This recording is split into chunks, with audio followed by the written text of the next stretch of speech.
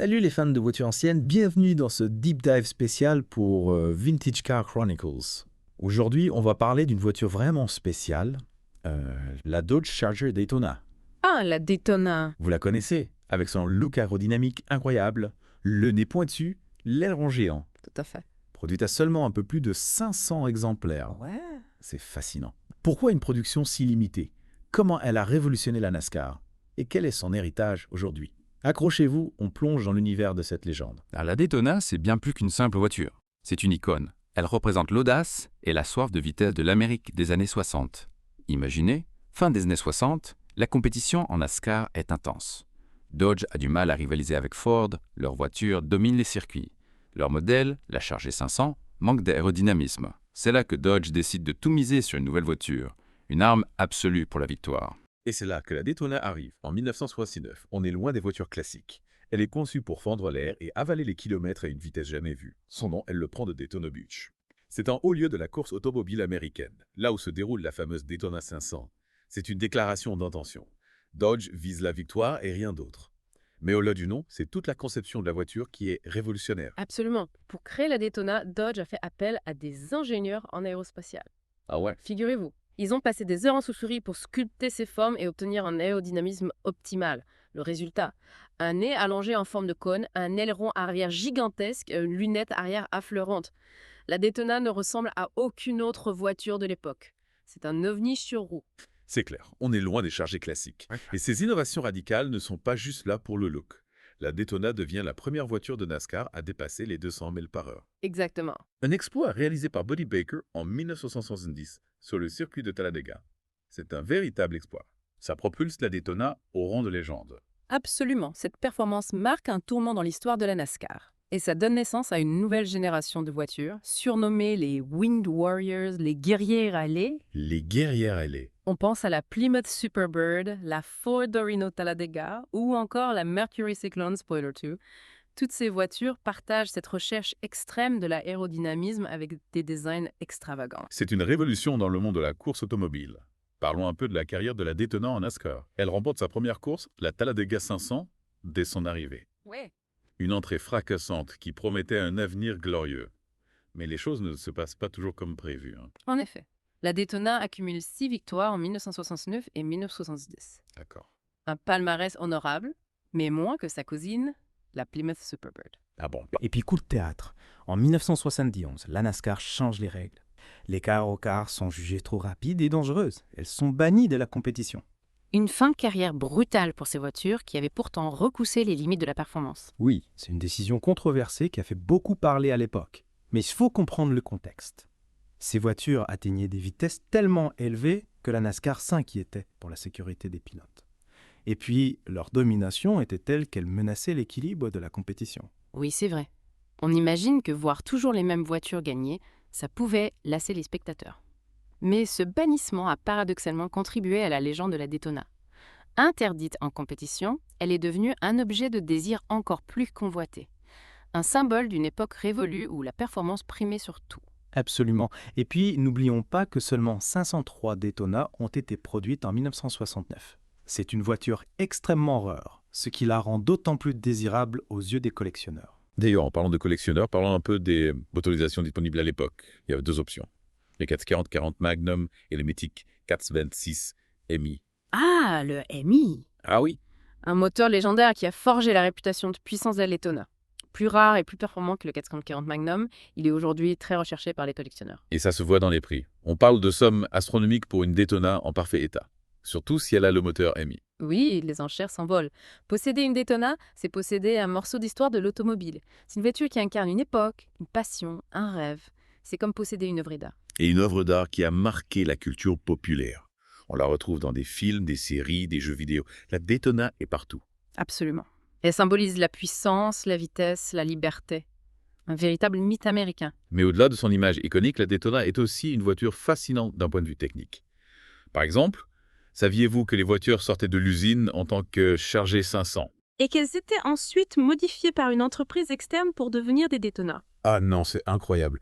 On dirait presque une opération de chirurgie esthétique. C'est une image amusante, mais assez juste. C'est l'entreprise Creative Industries qui s'occupait de greffer le nez en cône, l'aileron arrière et toutes les modifications qui transformaient la Charger 500 en Daytona. C'est fou de penser que ces voitures mythiques ont subi une telle transformation. On se rend compte du travail colossal derrière la création de la Daytona. Et ce n'est pas tout. Figurez-vous que ces modifications n'étaient pas toujours parfaites. Il y avait parfois des imperfections dans l'ajustement des pièces, dans la peinture. C'est ce qui rend chaque Daytona unique aujourd'hui. C'est vrai, ce sont ces petites imperfections qui donnent à chaque Daytona son propre caractère, sa propre histoire. Mais on s'éloigne un peu de notre sujet. Revenons à la carrière de la Daytona en NASCAR. Avec plaisir.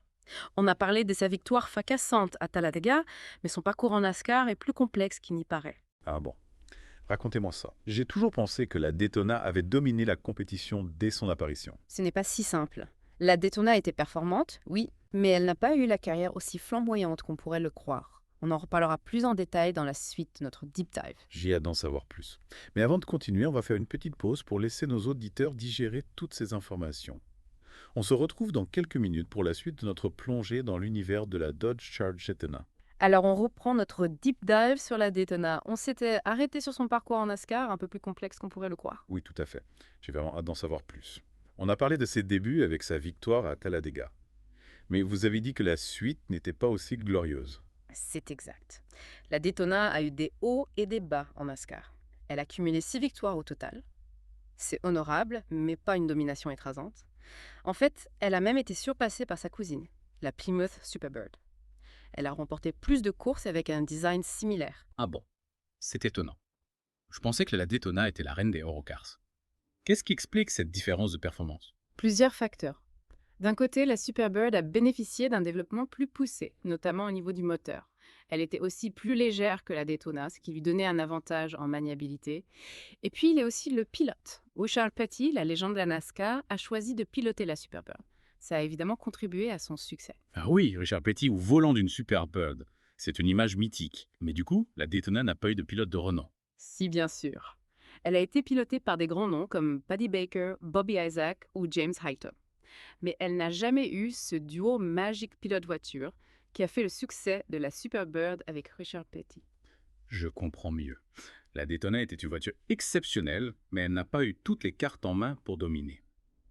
Et puis, il y a eu ce fameux bannissement des Eurocars en 1971. Ça a mis fin à sa carrière en NASCAR. Exactement. C'est une fin abrupte pour une voiture qui avait du potentiel. Mais comme on l'a dit, ce bannissement a contribué à la légende de la Daytona. Elle est devenue un symbole de performance et d'audace. Une voiture qui a repoussé les limites, quitte à se brûler les ailes. C'est une belle image. Et ça me fait penser à une question. Est-ce que la Daytona était trop en avance sur son temps? C'est une question intéressante. D'un côté, on peut dire que oui, son design radical, son aérodynamisme poussé à l'extrême, c'était très novateur pour l'époque. Mais d'un autre côté, la Daytona n'était qu'une évolution logique des muscle-cars de l'époque. Ils cherchaient tous à gagner en performance. C'est vrai. On peut voir la Daytona comme le point culminant de cette course à la puissance et la vitesse qui a marqué les années 60. Absolument. Et c'est peut-être pour ça qu'elle fascine autant aujourd'hui. Elle représente une époque révolue, un moment où l'audace et l'innovation étaient au cœur de l'industrie automobile américaine. Et son héritage est encore visible aujourd'hui. On retrouve des éléments de son design dans certaines voitures de sport modernes, même si c'est plus subtil. C'est exact. La Daytona a ouvert la voie à une nouvelle ère en matière d'aérodynamisme et de design. Elle a montré qu'on pouvait concilier performance et esthétique, même si ça demande de sortir des sentiers battus. Et elle a prouvé que l'audace peut payer. Même si sa carrière en NASCAR a été courte, la Daytona a marqué l'histoire de l'automobile. Sans aucun doute. Mais au-delà de son impact sur le design, la Daytona a aussi un impact culturel. Ah oui, c'est vrai. On l'a évoqué, mais on n'a pas vraiment creusé. Parlez-moi de cet impact culturel. Qu'est-ce qui fait de la Daytona une voiture si iconique? Déjà, il y a son apparition dans de nombreux films et séries. Elle est devenue un symbole de puissance et de vitesse. Un objet de fascination pour les fans de belle mécanique. C'est vrai. Je me souviens de l'avoir vu dans plusieurs films d'action des années 70 et 80. Elle avait ce rôle de voiture de bad boy, rebelle et indomptable. Exactement. Et cette image de rebelle a contribué à son succès. Elle incarnait la liberté, l'aventure, l'esprit de conquête. C'est fascinant de voir comment une voiture peut devenir un symbole. Oui, c'est le reflet de l'importance de la voiture dans la culture américaine. La voiture, c'est plus qu'un moyen de transport. C'est un symbole de statut social, de liberté individuelle. C'est le rêve américain. Et la Daytona, avec son design extravagant et son histoire, incarne parfaitement ce rêve américain. Absolument. Mais ce qui est fascinant, c'est que son histoire ne s'arrête pas là. La Daytona a connu une seconde vie, une renaissance inattendue qui l'a propulsée au rang de voiture de collection. Ah oui, on en a parlé. Les prix des Daytona s'envolent aux enchères. Qu'est-ce qui explique cet engouement pour une voiture qui a été bannie de la compétition? C'est une combinaison de facteurs. D'abord, la rareté. Seulement 503 Daytona ont été produites. Ça en fait une voiture très recherchée par les collectionneurs. Ensuite, son design unique. Il ne laisse personne indifférent. Et puis, il y a son histoire particulière, son destin hors du commun. C'est vrai, la Daytona a tout pour plaire aux collectionneurs. La rareté, le design, l'histoire. Mais au-delà de ces aspects, je pense qu'il y a une dimension émotionnelle. Tout à fait. Posséder une Daytona, c'est posséder un morceau d'histoire de l'automobile. C'est remonter le temps et toucher l'esprit d'une époque révolue. C'est une belle façon de voir les choses. Et je suppose que cet attachement émotionnel explique pourquoi les prix sont si élevés. Les gens sont prêts à payer cher pour un objet qui a une valeur sentimentale. Exactement. Mais attention, la Daytona n'est pas qu'un objet de collection. C'est une voiture. Une voiture faite pour rouler. Ah oui, c'est vrai. J'imagine que le plaisir de conduire une Daytona doit être immense. Sentir la puissance du moteur émis, le vent sur l'aileron arrière. Oui, c'est une expérience unique. C'est pour ça que beaucoup de propriétaires de Daytona n'hésitent pas à les sortir, à les faire rouler sur circuit ou lors de rassemblements. C'est génial. C'est une façon de faire vivre l'histoire. De ne pas laisser ces voitures dormir dans un garage. Absolument. La Daytona est une voiture qui mérite d'être vue, d'être entendue, d'être vécue. C'est une belle conclusion. Avant de passer à la suite, je voudrais revenir sur un point. La fabrication des Daytona. Vous avez dit qu'elles étaient transformées par une entreprise externe, Creative Industries. Vous pouvez nous en dire plus sur ce processus? Avec plaisir. C'est un aspect fascinant de l'histoire de la Daytona. Imaginez, les Charger 500 sortaient des chaînes de montage chez Dodge, mais pour devenir des Daytona, elles devaient passer entre les mains de Creative Industries. C'est incroyable. Comme une opération de chirurgie esthétique pour transformer ces chargés en bolides. C'est une image assez juste. Chez Creative Industries, on leur greffait le nez en cône, l'aileron arrière, toutes les modifications qui les rendaient uniques. C'est fou. Du coup, toutes les Daytona étaient identiques. Ou y avait-il des variations? C'est une excellente question. La réponse est non. Toutes les Daytona n'étaient pas parfaitement identiques. Ah bon, intéressant. Racontez-moi. Il faut savoir que le processus de transformation était assez artisanal.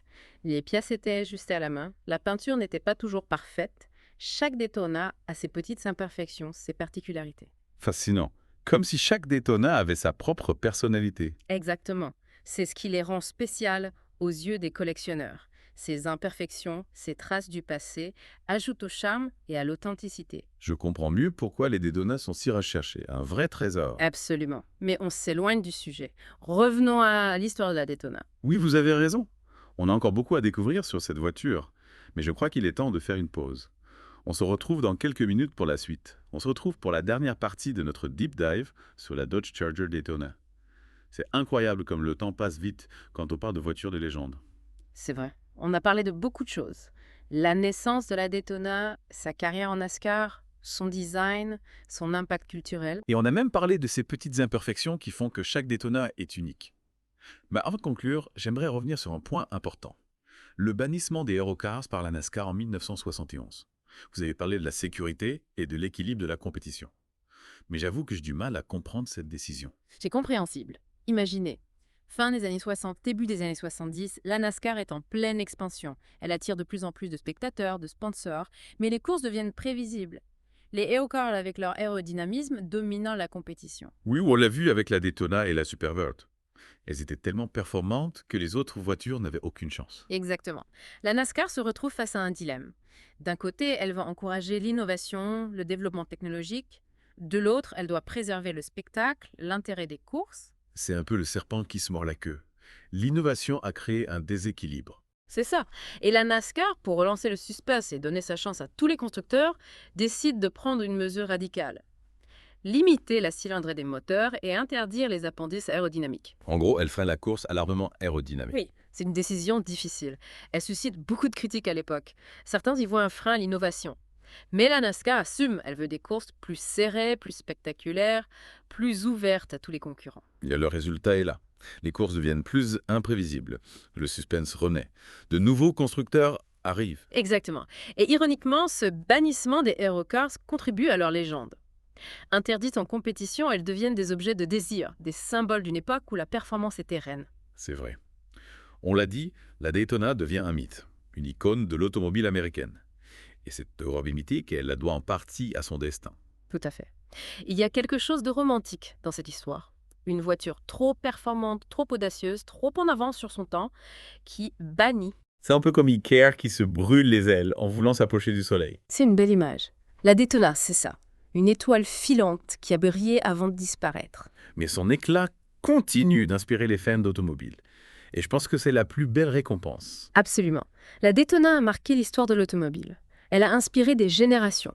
Et elle fascine toujours autant. C'est une belle conclusion pour notre deep dive. On a exploré l'histoire de la Daytona sous toutes ses coutures.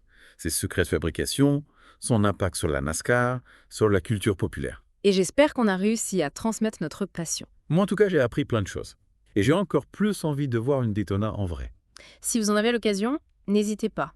C'est une expérience à ne pas manquer. Et qui sait, peut-être qu'un jour vous en posséderez une. On peut toujours rêver. Mais en attendant, on remercie tous les auditeurs de Vintage Car Chronicles de nous avoir suivis. On espère que vous avez passé un bon moment. Et que vous en savez un peu plus sur la Dodge Charger Daytona. Cette voiture de légende qui continue de nous faire rêver. Et n'oubliez pas, Vintage Car Chronicles, c'est tous les jours. On se retrouve demain pour une nouvelle plongée dans le monde des voitures anciennes. À très vite. À bientôt.